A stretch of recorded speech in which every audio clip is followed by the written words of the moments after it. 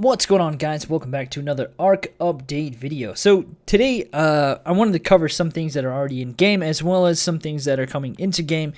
We do this occasionally just to kind of keep people updated with what's coming into game, what's already in game, and then kind of give the implications of things. Now we're going to start with the Gigantopithecus because we've seen a lot of people have seen things about the Gigantopithecus.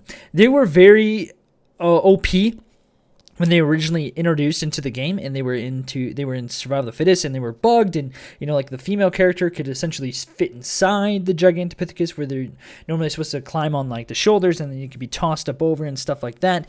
But they took it out of Survival of the Fittest on the official servers, I believe, to rebalance it, and hopefully they will be introduced back once again because they are really cool to have. But we were seeing them like one-shotting like Spinos and Rexes and stuff, and like they were just really powerful and very OP and very deadly. Now I did want to talk specifically about the Mesopithecus, I believe is what it's called, which is the little tiny, it's like essentially like the smaller version of this thing. And the Mesopithecus, sorry, I am not able to speak today. The Mesopithecus is essentially going to be like in reverse. Essentially, it's a small little tiny critter, and you can ride on your shoulders. He throws his poop, and you could toss him like over things. So like they were wondering, do you want them to like be able to be thrown up over a gate and then unlock the gate or the door from the inside? And so like that's a very interesting concept, one that could be pretty OP because unlocking a gate and having it open, like that's like huge flaw in like a base defense, and so you'd really have to like enclose your base now. You couldn't just have like a bunch of like dino gates or something like that. So it's a very interesting concept, and they posted a question about it in the forums if you guys want to go check it out on Steam discussion boards and give your feedback about that. All right, next up we have the Baryonyx. Now I'm just going to read the screen, and we're going to talk about some implications about the various different things, because a lot of people are now talking about what's going to be the best thing to go for. Are you the Spino, the Rex, the Baryonyx? What's going to be the better thing to go for? And so, like the Carnotaurus, this is on a smaller end of the tier of the large predators. While not as powerful as some of the deep sea predators or the Spinosaurus, Baryonyx is an extremely fast swimmer who is still nimble enough to threaten most creatures on the island. And so, like, the first thing I think about is, okay, so it's not as powerful as the Spinosaurus, but it's still pretty powerful, but it's more nimble, and maybe you can turn better. And so, maybe if you have like a pack of them, they might be able to defeat somebody with a Spino or something like that pretty easily.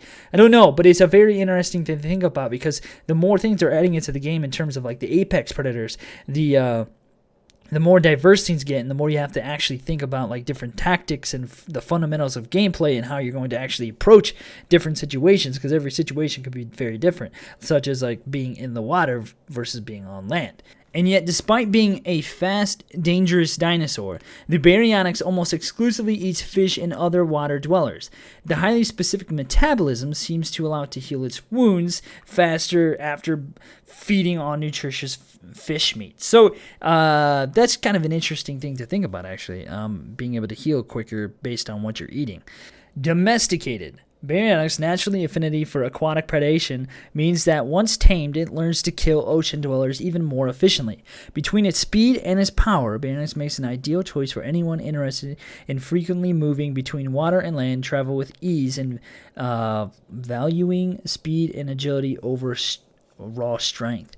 And so, yes, like I said, it's going to be pretty strong, but it's also going to have agility and speed on its side, whereas, that probably also means that it's going to be able to gain stamina quicker, whereas, the Spino is pretty powerful, gains his stamina quicker. Then you have the Rex, who can have a lot more health, but doesn't gain stamina back and loses stamina a lot faster. So maybe this is going to be like the in-between that could actually be pretty deadly if you encounter it in some situations.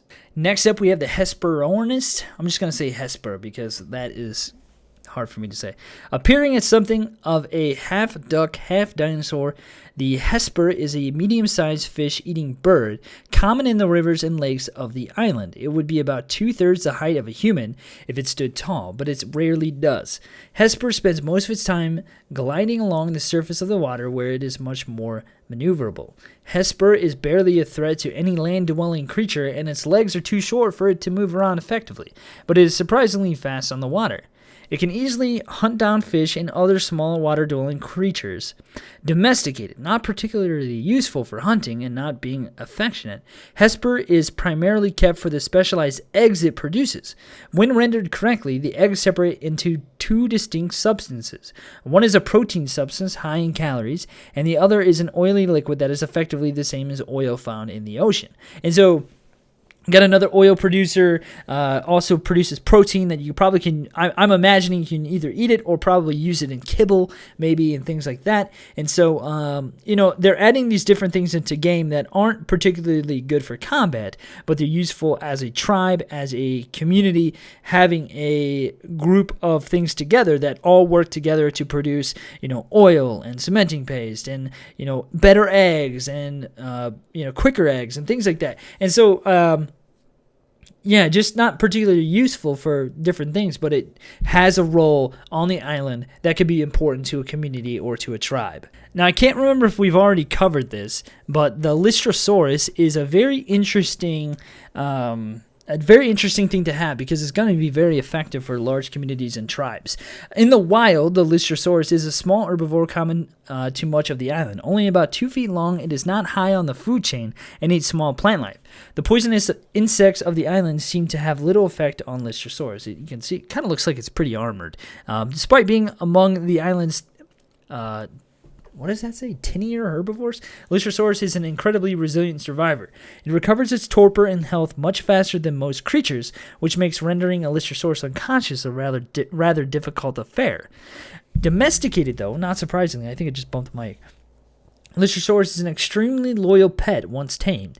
It's a very fast learner, so it gains experience much more quickly than most other creatures.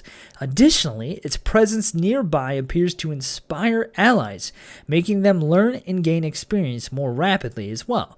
Thusly, Lystrosaurus is an excellent addition to any tribe's hunting party. So, hunting or crafting, having this thing just sitting around your base, inspiring other things as things are being crafted could make them gain XP a lot more quickly and a lot more efficiently. And so, just having one of these things around could probably be pretty effective. I don't know how fast it is. I don't know if it would be great in a hunting party, but, if it's, I doubt it's quick. It might be quick, though. I don't know. But if it is pretty quick, then, bringing it along might not be a bad idea. But if it's not too quick, it could be kind of burdensome. So, I don't know.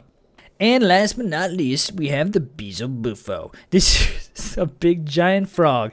And, I can't remember everything that I've covered, and there's probably some things that I missed.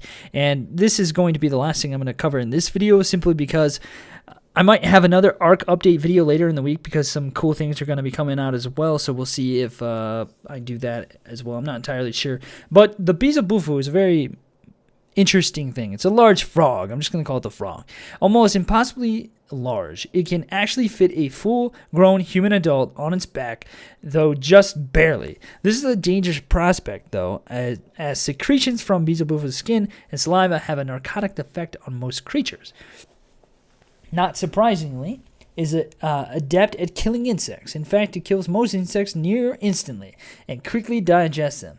It even combines the narcotic chemicals in its mouth with the insect's chitin to create a sticky substance, allowing it to quickly grab prey from afar and yielding a form of cementing paste. So as you can see in the picture there, he is jumping on that thing and he has a saddle on it, which is amazing. Tame Bufo make for strange mounts. Strong mounts, probably, because they can jump like crazy.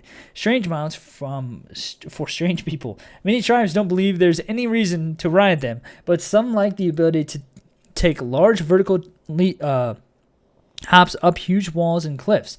Regardless of how it is ridden, Bufo is also employed for its ability to quickly cull insects and convert them into always useful cementing paste. So you can see, having certain walls and having maybe only a certain high amount of walls, these freaking frogs could hop somebody into your base. And so, that is very important to keep in mind once these things are in game. And they make cementing base, which is amazing, and that's probably one of the best things that you could get out of something, because cementing base is annoying to make, and everything needs cementing base.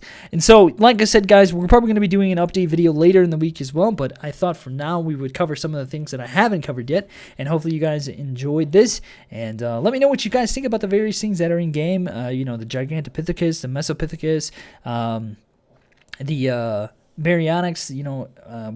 What are your thoughts on those things? I'd be very interested to hear what you guys have to say, and hopefully you guys will join me for the next update video, because there's going to be some cool things I'm going to hopefully cover in that video. So thanks for watching, guys. I'll see you next time.